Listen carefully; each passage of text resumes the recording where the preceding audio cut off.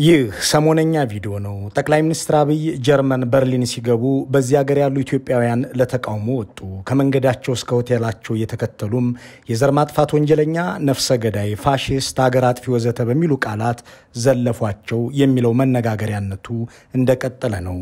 ይህ ግን የመጀመሪያቸው አይደለም። ባሳለፍነው ጥር በአሜሪካ ዋሽንግተን፣ ባሳለፍነው ነሐሴ በደቡብ አፍሪካ ከስማቸው እኩል ደጋግመው የሰሙት የኢትዮጵያውያንን ተቃውሞ ነው። ጠቅላይ ሚኒስትር አብይ ከ5 ዓመታት በፊት በዚህ ሰሞን በዚያው በጀርመን የነበራቸው አቀባበል ግን ከዚህ ፍጹም የተለየ እጅግም የራቀ እጅግም የበለጠ ነበር። እጆቻቸውን ለመጨበጥ የሚጋፋው ንግግራቸውን ለማድመጥም ስታዲየም የማይበቃው ህዝብ ብዙ ነበር።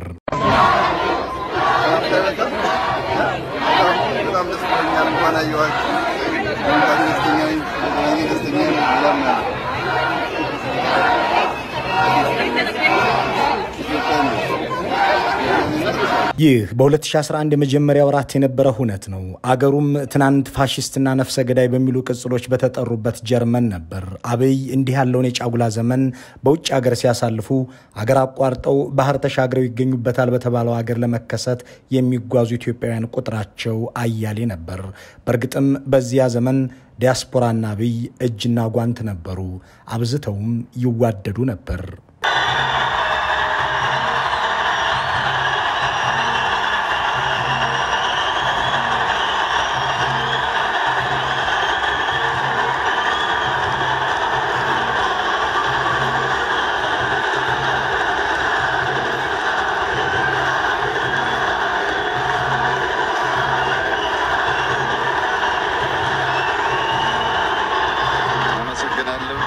ነገሩ ሁሉ የተጀመረው እንዲህ ነበር። የ2010 የኢትዮጵያ ክረምት ቀዝቃዛ አልነበረም። ይልቁንም ከአዲስ አበባ እስከ ዋሽንግተን ዲሲ፣ ከጎንደር እስከ ሎስ አንጀለስ፣ ከጅማ እስከ ሚኒሶታ ሞቅ ያለ ነበር።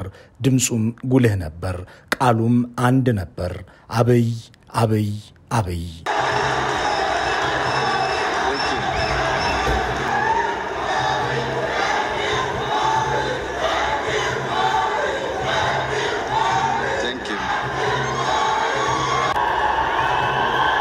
ስላከበራችሁን ስላኮራችሁን የኢትዮጵያን ህብር ቀለም ስላሳያችሁ ፈጣሪ ያክብራችሁ። እንዲህ ያለውን መወዳደስ እንዲህ ያለውንም መመራረቅ የሚለያየው ያለ አይመስልም ነበር። መደመር ያዋደደውን የሚለየው ማን ነው የሚል ኪዳን ያለው ይመስልም ነበር። ነገሩን ጥልቅ ለማድረግም ዲያስፖራው ተወካዩ ነው በተባሉት ሰው በኩል ከንጉስ እግር ስር ተደፋ። ግንቡን ስለምናፈርስ እናንተን ወክሎ ታማኝ ወደዚህ ስለመጣ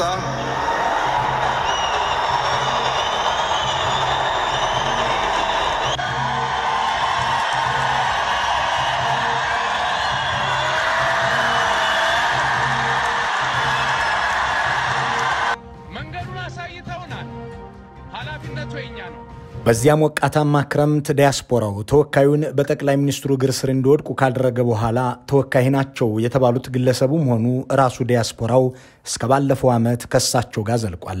በእርግጥ ተወካይ የተባሉት ሰው ዛሬም በተደፉበት እግር ላይ ይሁኑ አይሁኑ ባይታወቅም ዲያስፖራው ግን እንኳን ከእግራቸው ከሳቸውም ጉዳይ እንደሌለው እየገለጸ ነው።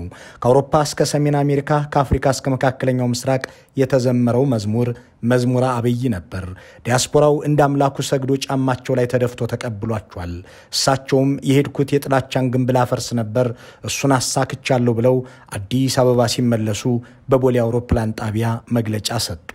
ኢስት ኮስት በዋሽንግተን ዲሲ የመጀመሪያውን ግድግዳ ማፍረስ ችለናል። በሎስ አንጀለስ ሁለተኛው ግድግዳ ፈርሷል። በሚኒሶታ እና ሚኒያፖሊስ ከተማ የነበረን ቆይታ የቀረውን ግድግዳ ማፍረስ ብቻ ሳይሆን ፍርስራሽ የመልቀሙን ስራ ጀምረናል። በርግጥ በአሜሪካ በነበራቸው ቆይታ የጥላቻ ግድግዳን አፍርሰው ተመለሱ ወይስ ጸብንና መከፋፈልን አስርጸው ሄዱ የሚለውን በወቅቱ በቦታው የነበሩ ሰዎች የሚያውቁት ነው። አሜሪካ ውስጥ የተሰባሰቡ ኢትዮጵያውያን በአንድ አዳራሽ ሆነው የሚያነሱላቸውን ጥያቄ የትግራይ ጥያቄ፣ የአማራ፣ የኦሮሞ ሐሳብ ወዘተ እያሉ ሲናገሩ ሌላው ኢትዮጵያዊ ደግሞ በቴሌቪዥን ተከታትሏል። ስለ ኢትዮ ኤርትራ እርቅ፣ ስለ ሰኔ 16 ቦምብ ፍንዳታ፣ ስለ ኢህአዴግ ህልውና ሲጠየቁ ወዘተ ከማብራራት ይልቅ የትግራይ ሰዎች የሚያነሱት ጥያቄ መሆኑን በመግለጽ ስለ ቦምብ ፍንዳታው ከናንተ ራስ አልወርድም፣ ስለ ኢትዮ ኤርትራ እርቅ ህዝብ አያገባውም፣ ያኔ ጠቅላይ ሚኒስትሩ ዝመት ሲለኝ ዘምቻለሁ፣ አሁን እኔ ሳዛችሁ መታዘዝ ነው ወዘተ እያሉ የመለሷቸው መልሶች ዲያስፖራውን የነበረውን ጥላቻ ከማስረጽና ክፍፍሉን ከማጽናት ያለፈ ሚና እንደሌለው በውጤቱ ታይቷል። ከትግራይ ሁለት ሰዎች ጥያቄ አንስታችኋል። ሰላም እርቅ ጉዳይ ከኤርትራ ጋር ያለው ህዝብን ያካተተ ቢሆን ጥሩ ነው የሚል ጥያቄ ያሁኑ ጠቅላይ ሚኒስትር አብይ ህዝብ አይደለም የህዝብ ስላልሆነ ከኛ ክልል ሰው ከሌለበት ከሆነ እሱ አይቻልም። ስንዋጋም ሀገር የመራው ጠቅላይ ሚኒስትር ተዋጉ ሲል ተዋጋን እንጂ በወክልና አልተዋጋንም እንኳን ለመታረቅ ማለት ነው። ስለ ምርመራ ውጤት ጠይቀዋል። ሰኔ 16 ምንድነው? ሰኔ 16 ከደሙ ንጹህ ነን የሚል ሐሳብ ያላቸው ሰዎች ካሉ ከደሙ ንጹህ አይደሉም። ምክንያቱም ሰው ላይ ግድያ የሚፈጸመው አንድ በማቀድ በማሰልጠን ፋይናንስ በማድረግ ተስፋ በመስጠትም ጭምር ነው እንጂ በመወርወር ብቻ አይደለም ግድያ የሚፈጸመው። እንዲህ ያሉ ንግግሮችን በመናገር የነበረውን መራራቅ ከማባባስ ያለፈ ሚና ኖሯቸው ዲያስፖራውን አንድ ሊያደርጉ ባይችሉም በውጭ የሚኖረው አብዛኛው ትውልደ ኢትዮጵያዊ ግን ደፋ ቀና ብሎ እጅ ነስቶ ተቀብሏቸዋል። በእርግጥም ዲያስፖራው እግር ላይ ተደፍቶ ብቻ አልበቃውም። ጦርነቴን ደግፍ ሲሉት ኖ ሞር አሜሪካ ሃንድ ኦፍ ዋሽንግተን እያለ ተሰልፏል። ከአንድ ቀን ወጪ ላይ $1 ቆጥበህ ላክልኝ ሲሉትም የጦር መሳሪያ ካዝና መግዣቸውን ሊሞላ ተጣድፏል። እያንዳንዱ ዲያስፖራ ከቀን ማኪያቱ $1 በቀን ከሰጠን በብዙ ቀበሌዎች ከከብት ጋር የደፈረሰ ውሃ የሚጠጡ እናቶች ንጹህ ውሃ ያገኛሉ። እርግጥ እንደተባለው የተገኘው ገንዘብ ከከብት ጋር የደፈረሰ ውሃ የሚጠጡ ሰዎችን ቁጥር እንዲጨምር አደረገ እንጂ አልቀነሰም። የተጣራ የቧንቧ ውሃ የሚጠጡትንም ታንከራቸውን ያወደመ፣ እነሱን ያፈናቀለ፣ ከብቶቻቸውን የገደለ ጦርነት ለማካሄጃ ጠመንጃ ተገዝቶበታል። ዲያስፖራው ግን ቶሎ ብላችሁ ገንዘብ እናዋጣ፣ የመሪያችን ቃል ከኪዳን እኩል ነውና እንታዘዝ ብሎ ቅስቀሳውንም መዋጮውንም ቀጥሎ ነበር። እነሆ የዶክተር አብይ በቀን $1 ጥሪ በመቀበል የካናዳ ኢትዮጵያውያን ዲያስፖራ ትረስት ፈንድ ቻርተር በይፋ ተመስርቷል። ታላቅና ደማቅ በአይነቱ ልዩ የሆነ የወገንና የሀገር አጋርነት ቀን ማብሰሪያም በዚህ መልኩ የተቀሰቀሰውና የተጠራራው ዲያስፖራ ያዋጣው ገንዘብ ወደ አገር ቤት ከላከ በኋላ ኦዲት ያደረገለት ለታለመለት ዓላማ መዋሉን ያረጋገጠለት ስለመኖሩ ባይታወቅም እንደ አውሮፓውያን አቆጣጠር ከ2018 መጨረሻ እስከ 2020 መጨረሻ በትረስት ፈንዱ ብቻ ሳይሆን በጠቅላላ ከሬሚታንስ ከዲያስፖራው ከ5 እስከ $7 ቢሊዮን መገኘቱን ብሔራዊ ባንክ ይፋ አድርጓል። ይህ ገንዘብ የጅቡቲ ወደብ የአንድ ዓመት ተኩል ኪራይ የመሸፈን ወይም የህዳሴ ግድብን የመጨረስ አቅም ያለው ነው። ይህ የውጭ ምንዛሬ በውጭ ሀገር የሚኖሩ ኢትዮጵያውያን የአገራቸው መሪ በባንክና በመደበኛ መንገድ ላኩ ማለታቸውን ተከትሎ የተገኘ ነው። ጠቅላይ ሚኒስትሩ በውጭ ሀገር ለሚኖሩ ኢትዮጵያውያንና ዝርያችን ከኢትዮጵያ ነው ለሚሉት ዜጎች ሁሉ ያቀረቡት ጥያቄ ውሎ አድሮ ጦርነቴን ደግፉልኝ ወደሚል አድጓል። በእርግጥ እግራቸው ላይ ተደፍቶ የተቀበላቸው ዲያስፖራ አላሳፈራቸውም። ለዚያውም ከኤርትራውያን ጋር ተሰልፎ 1 ሚሊዮን በላይ ህዝብ ያስጨረሱበትን 7 ሚሊዮን ህዝብ ከበው ያስራቡበትን ኢትዮጵያውያንን እርስ በርስ ያቋሰሩበትን ጦርነት እንደ እግር ኳስ ጨዋታ ቆጥሮ ደግፏቸዋል። ፎቶአቸውን እያያዘ ከንግግራቸው ጥቅስ እየተዋሰ መፈክር ጽፎ አብይ ሺህ ዓመት ንገስ ጠላቶችህንም ንከስ ብሎ ከብራስልስ እስከ ዋሽንግተን ከጆሃንስበርግ እስከ ኒውዮርክ ሆ ብሎ ደግፏቸዋል። Protesters waving Ethiopian and Eritrean flags denounced what they termed as Western bullying.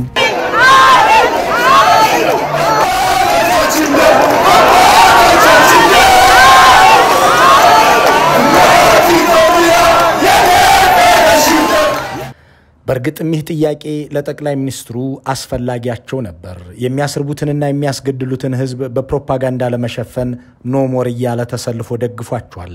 የሰላማዊ ዜጎችን ሞት ገጥመን መስሎኝ እያለ ያጣጣለ ሰላም እንዲወርድና ጦርነት እንዲቆም የሚጠይቁ ድምጾች ላይ ዘመቻ እየከፈተ ውጊያ እንዳበቃ የሚማጸኑትን እያሸማቀቀ የጠቅላይ ሚኒስትሩን የጦርነት ፕሮጀክት አብዝቶ ደግፏል።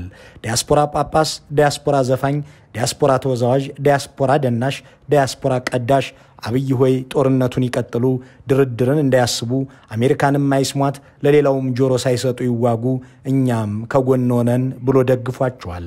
ስለዚህ የድፍረት አሜሪካ በህዝብ የተመረጠ መንግስት ተቀምጦ እያለ ሽፍታና መንግስትን ወይም ሽብርተኛና መንግስትን ቁጭ ብላችሁ በጠረጴዛ ተወያዩ ማለት ምን ያህል ኢትዮጵያ ላይ ያላቸውን ንቀት የሚያሳይ። እኒህ አባት ዲያስፖራ ጳጳስ ናቸው። በርግጥም ከፖለቲከኞቹ ይልቅ ሰላምና ፍቅርን እርቅና መሸማገልን መስበክ የሚጠበቅባቸው ቢሆንም ሰውን የሚያህል መንፈሳዊ ፍጡር እንዲገደል እንዲራብና እንዲሰቃይ የሚያደርግን ጦርነት እንዲቀጥል በማድረግ የዲያስፖራውን መንፈስ ተቀላቅለው ቀጥለዋል። ኖሞር፣ ነጩ ደብዳቤ ለነጩ ቤተ መንግስት ወዘተ በሚሉ ዘመቻዎች የቀጠለው ጩኸት ድርድር እንዳይደረግ፣ እርቅ እንዳይወርድና ሰላም እንዳይሰፍን የሚያደርግ ነበር። የሚሻለው መደራደርና መነጋገር ነው ቢባልም ዲያስፖራው ግን የጠቅላይ ሚኒስትሩን ከሰይጣን ጋር አልደራደርም ንግግር ይዞ በአደባባይ ሞላ። የአገር ውስጥ ሹሞችና ሚዲያዎችም ከዚሁ ኃይል ጋር ተቀናጅተው ኖሞር፣ ነጩ ደብዳቤ ለነጩ ቤተ መንግስት ይሉ ዘንድ ቀጠሉ። ግንባርም የነጩ ፖስታ ጎርፍ ወደ ነጩ ቤተ መንግስት ዘመቻ ተካፋይ መሆናቸውን የንግድና ኢንዱስትሪ ሚኒስትር መላኩ አለበል ገልጸዋል። ኢትዮጵያ በዓለም አደባባይ በአፍሪካ አደባባይ የነበራትን ተቀባይነትና ገጽታ ለማበላሸት ጠላት እንደ አንድ ግንባር አድርጎ እየሰራበት ያለው ነው። ይሄ ግንባር ዛሬ ወጣቶች በሀገራቸው ያለው ነባራዊ ሁኔታ ግምት ውስጥ አስገብተው የነጩ ፖስታ ጎርፍ ወደ ነጩ ቤተ መንግስት ብለው 5 ሚሊዮን የሚሆኑ ኢትዮጵያውያን ለማሳተፍና የዚህ ዘመቻ አካል እንዲሆን ንቅናቄ እንዲህ ያለውን ፕሮፓጋንዳ ከአገር ቤት የሚቀበለው ዲያስፖራው ለኢትዮጵያ የእርስ በርስ ጦርነት የራሱን ማገዶ እያዋጣ ከረመ። በርግጥ ቡራዩ ላይ ሰዎች ሲገደሉና ኦሮሚያ ላይ ሰላማዊ ዜጎች ሲሞቱ በአብይና ዲያስፖራው መካከል መጠነኛ ክፍተት የመፈጠር አዝማሚያ ገና 2011 አካባቢ ያሳይቶ ነበር።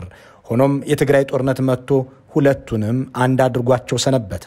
የጠቅላይ ሚኒስትሩን ውጊያና ጦርነት ረሃብና እልቂት ደግፎም የኒውዮርክን ጎዳናዎች በጩኸት፣ የዋይት ሃውስን በር በቁጣ፣ የብራስልስን መንገዶች በእልልታ፣ የደቡብ አፍሪካን ጎዳናዎች በሰልፍ ሞላ።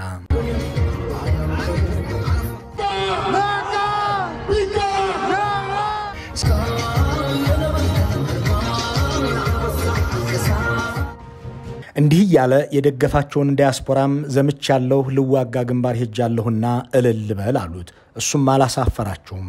እሳቸውን እንደ ምኒልክ እያወደሰ አዳነች አበቤን ጣይቱ እያለ በድል ተመለሰኛ ጀግና አላቸው።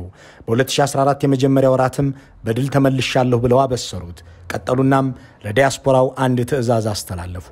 1 ሚሊዮን ዲያስፖራዎች ወደ አገር ቤት ኑ ብለው ጠሩ። መንግስትም ትልቅ ድግስ ደግሶ አቀባበል አድርጋለሁ አለ። የተባለው 1 ሚሊዮን ዲያስፖራ ባይገኝም በዛ ያለ ሰው ግን ወደ አገር ቤት ገባ። ገናን በኢትዮጵያ እናከብራለን፣ ድልን በአዲስ አበባ እናጣጥማለን ያለው ዲያስፖራ በገፍ ወደ አገር ቤት ተጓዘ። በዚያን ሰሞን ይህ ዲያስፖራ ወደ ኢትዮጵያ መሄዱ ሁለት ዓላማ እንደነበረው ጠቅላይ ሚኒስትሩ ተናግረዋል።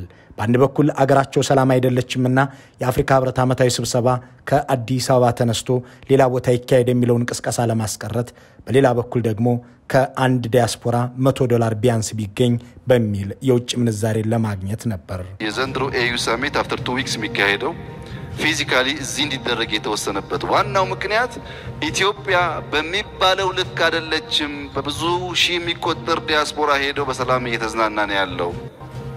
ተስፋ ያለው ሀገር ነው የሚል ነገር ስለፈጠረ ነው የኤዩ ሰሚት እንዲደረግ የተወሰነው።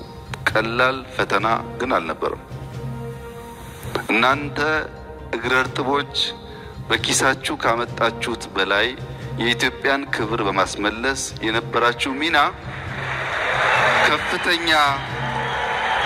ጠቅላይ ሚኒስትሩ በዚህ መልኩ ወደ አገር ቤት የጠሩትን ዲያስፖራ ያስከፋ ነገር ፈጸሙ እና ድልና ክብር በዓለም እንዘክር ብለው ያስገቡት ዲያስፖራ ከኢትዮጵያ ሳይመለስ አቶ ስብሃት ነጋን ጨምሮ ጥቂት የህወሓት የቀድሞ አመራሮች ተፈቱ። በዚህ ጊዜ ዲያስፖራና አብይ ተቆራረጡ። ጠቅላይ ሚኒስትሩ ጉድ ሰሩን የሚል ድምጽ እስከ አርያም የሚሰማ ሆነ። አብይም ራሳቸውን ዲያስፖራዎቹን በቤተ መንግስታቸው ሰብስበው እኔም ደንግጫለሁ ብለው ቀለዱባቸው። እኛም ደንግጠን ነበር የሚል ነገር መከላከያ ተናግሬ ብዙዎች ጥያቄ አድርገዋል። ዲያስፖራዎች እንኳን ይገባቸዋል ግን